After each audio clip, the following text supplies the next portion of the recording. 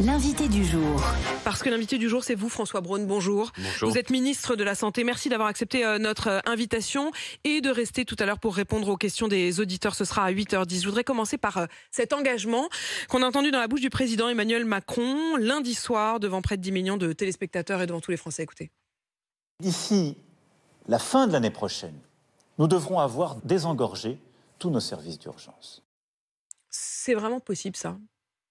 Oui, c'est possible. En tout cas, c'est indispensable, c'est nécessaire. On ne peut pas se contenter de dire ça ne va pas et ne rien faire.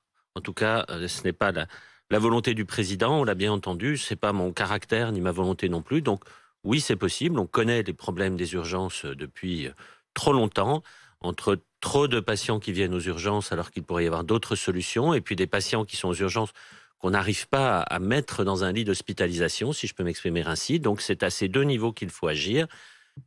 Et on a de nombreux médecins qui ont réagi depuis lundi soir, vous l'avez sans doute entendu, des médecins assez emblématiques, mais on a par exemple le docteur Christian Adamski qui nous a écrit pour vous demander comment vous comptiez faire. Il dit, vous a-t-il confié, le président, une baguette magique pour y arriver parce que ça m'inquiète sur sa connaissance ou sa méconnaissance des réalités?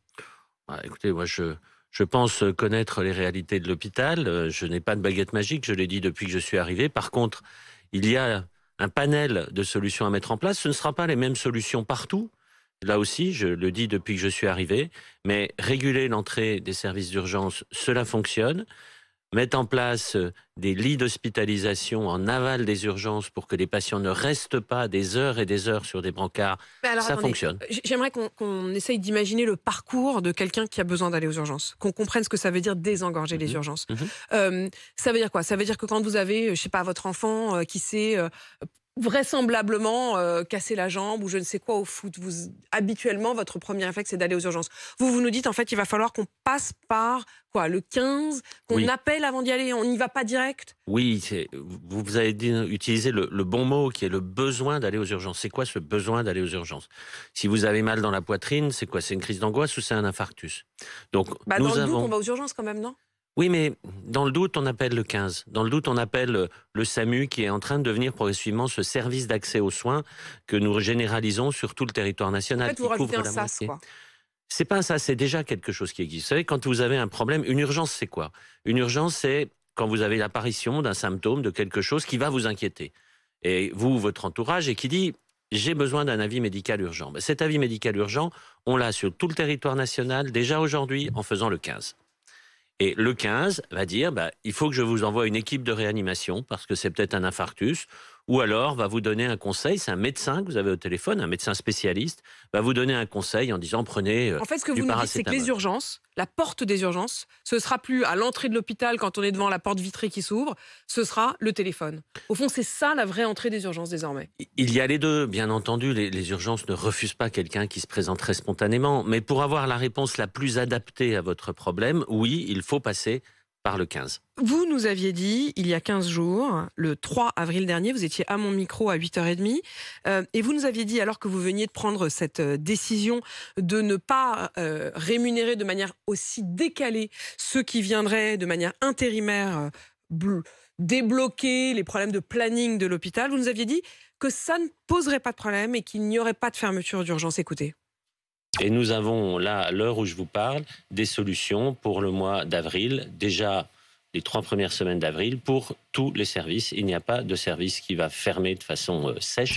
Il n'y a pas de service qui va fermer de façon sèche. Qu'est-ce que vous dites à ceux qui habitent en Gironde, l'hôpital Sainte-Foy-la-Grande, les urgences sont fermées pour 10 jours, Oléron, Sainte-Marie, l'accès est régulé aux urgences parce qu'il y a un manque de médecins, à Manosque, fermeture des urgences la nuit du 15 au 25 avril, à Aubenas, l'accès est régulé par le 15, la journée est fermée carrément la nuit, sauf urgence vitale, à Pontivy, en Mayenne, partout on reçoit des messages pour nous dire qu'ils savent même plus. En fait, on se retrouve finalement, quand on a une urgence, à devoir regarder pratiquement sur ce qu'aurait été le Minitel, sur Internet, pour se dire est-ce que c'est ouvert ou pas. Ça crée une angoisse folle. Je dis ce que j'ai dit depuis le début.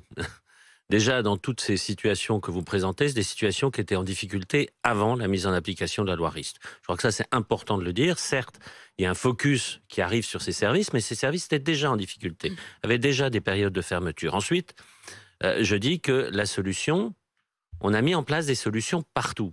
C'est pour ça que je dis il n'y a pas eu de fermeture sèche. Je m'étais engagé, je m'engage encore à ce qu'on ait mis en place des solutions partout. Et ces solutions, ça passe entre autres par la régulation médicale qui effectivement peut vous demander de faire 10 kilomètres de plus pour aller voir un médecin ou pas. Mais vous savez ce qui est important, moi ce qui m'importe le plus dans l'immédiat, c'est que les urgences vitales, comme on dit, les urgences graves, soient prises en charge et qu'on préserve cette prise en charge. C'est vrai que pour un traumatisme de cheville, une entorse, peut-être que vous allez attendre un petit peu plus, peut-être que vous allez faire quelques kilomètres de plus.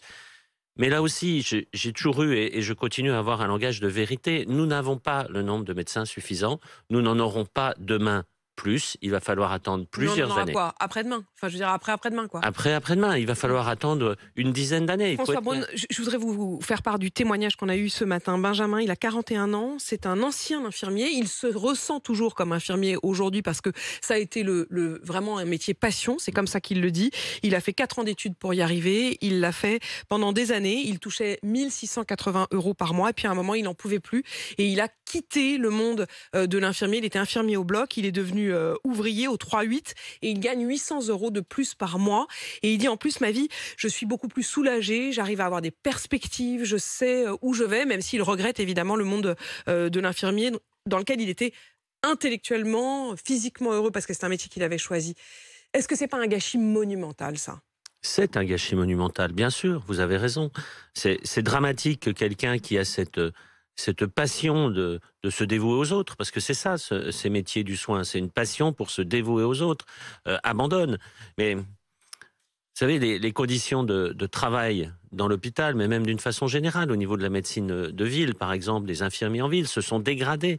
C'est au cours des 10, 20 dernières années. En fait, il faut pas plus de médecins, il faut envoyer moins de patients, quoi. C'est un peu ce que vous nous dites. Non, il faut réorganiser notre système.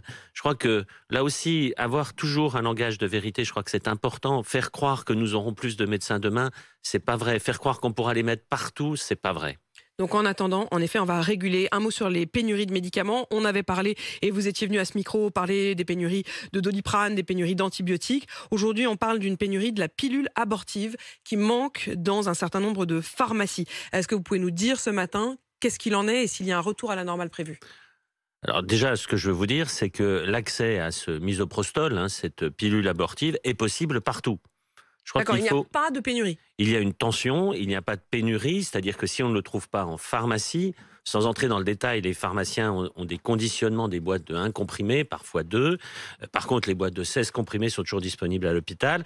Si on ne trouve pas, si votre pharmacien n'a pas la possibilité d'en avoir, ce qui est le cas, puisque on a moins de boîtes qui sont consommées que de nombre de pharmacies sur le territoire. Tous les pharmaciens n'en ont pas. Les difficultés qu'ils ont actuellement, c'est s'ils veulent en commander, on leur dit c'est difficile, il y a des tensions. Par contre, les centres qui pratiquent l'interruption volontaire de grossesse ont à disposition des boîtes de 16 comprimés. Donc ce médicament est disponible. Il n'y a pas de grossesse non désirée ou d'accès qui devrait pouvoir être autorisé à la pilule abortive qui ne pourrait pas aboutir faute de médicaments. Non. Il n'y a pas de rupture par rapport à ce médicament. Il y a ce qu'on appelle des tensions, c'est-à-dire effectivement, c'est un peu plus difficile. Là, déjà, aujourd'hui, on peut considérer qu'il y a un retour à la normale. Depuis le début du mois, nous avons réabondé l'ensemble du marché. Il y a maintenant 3 mois de stock. Donc, ce retour à la normale, aujourd'hui, c'est le cas. Mais en tout cas, il n'y a jamais eu d'impossibilité d'accéder à ce médicament. Ça a été un peu plus difficile dans certains endroits. Mais en tout cas, nous avons anticipé depuis que nous savons qu'il y avait des problèmes. C'était fin 2022. Et nous avons maintenu la disponibilité de ce médicament.